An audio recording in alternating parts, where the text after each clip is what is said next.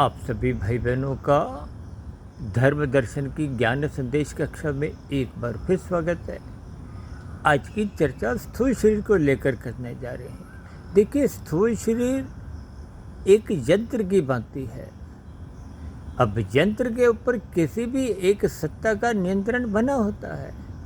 जैसे आपकी हमारी 5 ज्ञानेंद्रियां हैं, 5 कर्मेंद्रियां हैं। ज्ञानेंद्रिय 5 भोग विषयों का सुख भोगती है और कर्मेंद्रियां उन सुखों की प्राप्ति के लिए नए नए कर्म करती है और ज्ञानेंद्रियों की एक सहायक बनते हुए विषय भोग करवाती है। इन सभी स्थितियों का जो संचालक है वो मन है। मन को ही हम ड्राइवर, संचालक विभिन्न स्थितियों में आज तक समझाते आए हैं। गीता में भी स्वयं भगवान श्री कृष्ण जी ने अर्जुन के रथ के 5 घोड़ों की स्थितियों से कुछ इसी प्रकार समझाया है। भले ही मन के ऊपर देखिए बुद्धि तत्व है, लेकिन मन ही बंधन का कारण है, मन ही मोक्ष का कारण है।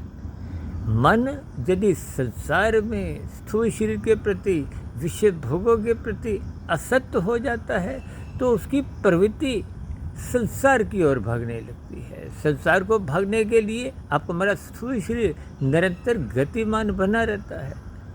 इन विषय भोगों की आसक्ति के कारण ही मनुष्य संसार में रहता हुआ कानून का उल्लंघन भी कर जाता है। शास्त्र विरुद्ध पाप कर्म करता हुआ भी कोई लज्जा महसूस नहीं करता। और दोनों ही स्थितियों में आपका हमारा स्थूल शरीर के स्तर पर कर्मशय बनता है। कर्मशय के साथ साथ संस्कार बनते हैं। इन स्थितियों पर आप और हम चिंतन नहीं करते, क्योंकि कर्मफल सिद्धांत की सूक्ष्म स्थितियों का आपको हमें ज्ञान नहीं है।